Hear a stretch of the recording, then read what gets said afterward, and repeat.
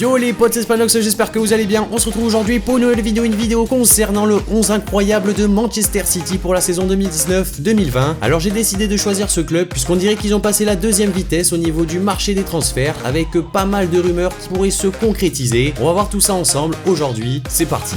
Alors voici le 11 que Pep Guardiola pourrait aligner la saison prochaine. Ederson au cage, ça bouge pas, très grand gardien brésilien. Avec une défense légèrement remaniée, on a Kyle Walker à gauche, Harry Maguire, Aymeric Laporte et Ben Chilwell. Alors vous pouvez voir deux joueurs de Leicester qui sont Maguire et Chilwell. En effet, Manchester City serait disposé à faire une offre de 140 millions d'euros à Leicester pour ces deux joueurs. Alors ce sont deux joueurs très intéressants, ça c'est certain. En Angleterre, ils ont montré qu'ils pouvaient être très compétitifs. D'ailleurs, les deux joueurs ont déjà été sélectionnés avec l'équipe nationale anglaise. Harry Maguire, bien sûr, il a joué la Coupe du Monde. Ben Chilwell, c'est un peu plus récent avec la sélection, mais c'est un joueur qui est en train de s'imposer à ce poste-là. Donc si on voit cas par cas, c'est vrai que Harry Maguire, pour moi, c'est un joueur un petit peu surcoté, je pense. C'est un joueur qui a pas forcément toutes les qualités qu'on lui donne, mais c'est vrai qu'on parle de lui comme un très grand défenseur qui peut rivaliser comme des légendes anglaises, comme notamment Rio Ferdinand, alors que vraiment Harry Maguire est très loin de ce joueur-là. Je pense même que des joueurs comme John Stones, un peu plus jeunes, voire même Kyle Walker, replaçant en défense centrale, sont légèrement meilleurs que lui. Mais en tout cas, c'est vrai que ça paraît être une somme assez ahurissante, puisque dans les 140 millions d'euros avec Chilwell, il y aurait quand même 80 voire 90 millions d'euros pour un joueur qui ne les vaut pas non plus tant que ça. Et si on s'attaque maintenant à Ben Chilwell, c'est vrai que Manchester City a vraiment besoin d'un latéral gauche. La saison dernière, ils ont dû quand même suppléer à plusieurs reprises Benjamin Mendy, qui est censé être le joueur indiscutable à ce poste-là, mais malheureusement, c'est un peu le Abu Dhabi du club, il est trop souvent blessé et l'entraîneur ne peut pas s'appuyer sur des joueurs comme ça. Donc c'est vrai que Ben Chilwell pourrait vraiment être très important à Manchester City, ça pourrait être vraiment une très bonne incorporation, puisque l'année dernière, le technicien espagnol avait fait jouer pas mal de fois Fabien Delph à ce poste-là, mais quand on sait que Delph est milieu de terrain, c'est quand même plus compliqué. Et maintenant, on va s'attaquer au milieu de terrain avec Rodrigo, Kevin De Bruyne et Isco. Alors un milieu de terrain assez remanié, notamment premièrement Rodrigo, qui est un jeune joueur espagnol venu de l'Atlético Madrid. Le club de Manchester City a payé 70 millions d'euros pour ce joueur-là. On parle de lui comme le nouveau Busquets. C'est vrai que pour l'avoir vu pas mal de fois jouer avec l'Atlético Madrid, je trouve qu'il a un style assez similaire. Un joueur assez grand, assez doué techniquement, qui ne perd pas le ballon. Et je pense que ça va être un joueur qui va vraiment évoluer énormément avec Guardiola, puisque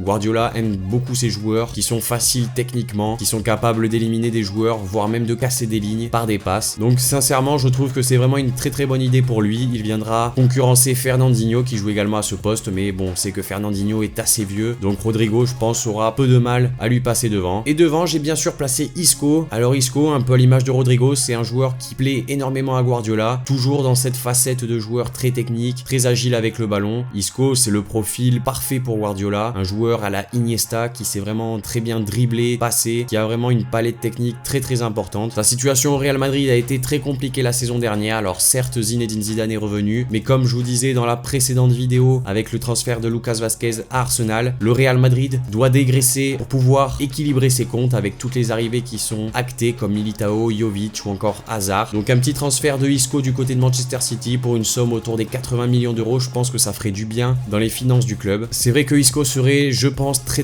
heureux de pouvoir jouer sous les ordres de Guardiola. Je pense que c'est un entraîneur qui peut le faire briller et lui faire franchir des caps. Et on termine avec l'attaque, une attaque pas forcément très chamboulée. On a du Raheem Sterling, Bernardo Silva et Gabriel Jesus. Alors vraiment, Raheem Sterling, c'est un joueur que je voulais mettre titulaire puisque la saison dernière en Ligue des Champions, il a été vraiment très important pour City. Je pense que ce sera un des hommes forts de l'attaque de City. Pareil pour Bernardo Silva, très important. Et en attaque, soit je mettais Gabriel Jesus, soit je mettais Sergio Agüero. Et au vu des matchs en Copa América de Gabriel Jesus avec le Brésil, je me suis dit qu'il est vraiment en train de progresser et ça devient un des attaquants les plus complets d'Europe. Et surtout à son âge aussi jeune, ça pourra vraiment devenir un des très grands attaquants dans les prochaines années. Je voulais également vous parler d'un joueur, il s'agit de Joao Cancelo, le latéral portugais de la Juventus Turin. Alors c'est vrai qu'on a pas mal parlé de lui du côté de Manchester City. On disait qu'il allait pas rester du côté de la Juventus Turin. Alors c'est vrai que City voulait mettre une somme autour des 45 millions d'euros pour le latéral portugais, qui pour ma part a fait vraiment une très bonne saison la saison dernière. Et je pense que ce serait vraiment une très belle arrivée pour Guardiola et Manchester City. Après c'est vrai qu'à ce poste-là, il y a Kyle Walker qui est déjà très bon. Cependant, au vu des dernières infos que j'ai pu voir, le Barça serait également intéressé par le latéral portugais. On sait que à ce poste-là, le Barça est un petit peu dans la galère avec Sergi Roberto qui est milieu de terrain, qui avait été replacé à ce poste-là par Luis Enrique à l'époque et qui est resté mais qui donne pas non plus entière satisfaction. Et tout comme Nelson Semedo qui a des rumeurs de départ. Donc ça restera à voir dans les prochains jours.